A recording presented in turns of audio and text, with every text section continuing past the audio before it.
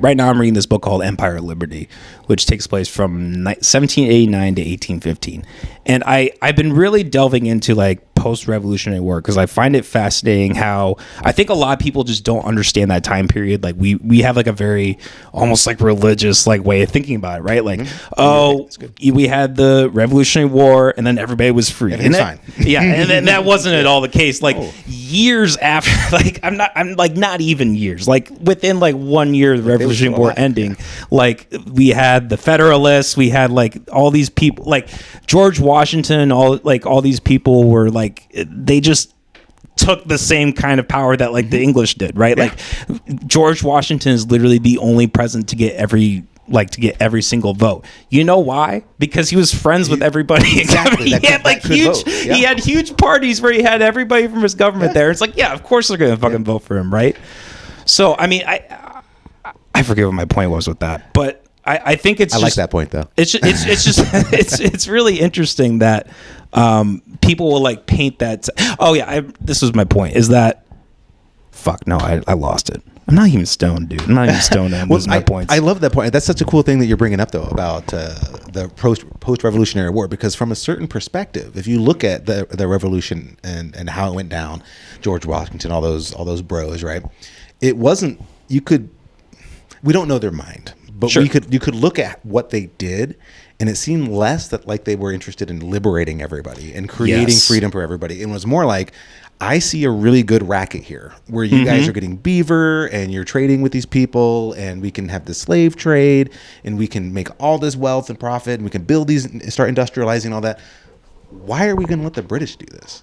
We'll just be the owners of this stuff. And so that's what it was about. It was about kicking out the old bosses so that they could become the new boss. So yeah, we can paint a picture of liberty and tyranny, which was true. The British was definitely abusing the colonies. Sure. But then what happened as soon as they got into power? They turned around and did the exact same. What was George Washington's first military action after being the president? To go put down a farmers' revolt because they weren't getting all the promises that he promised them during the revolution. Oh, was that not the Whiskey Rebellion? It might be the Whiskey Rebellion. That might be what it's called, but it's something similar. That was the first military action he did, was to turn the troops against the populace because they were going to fuck up his business plans. That's literally it.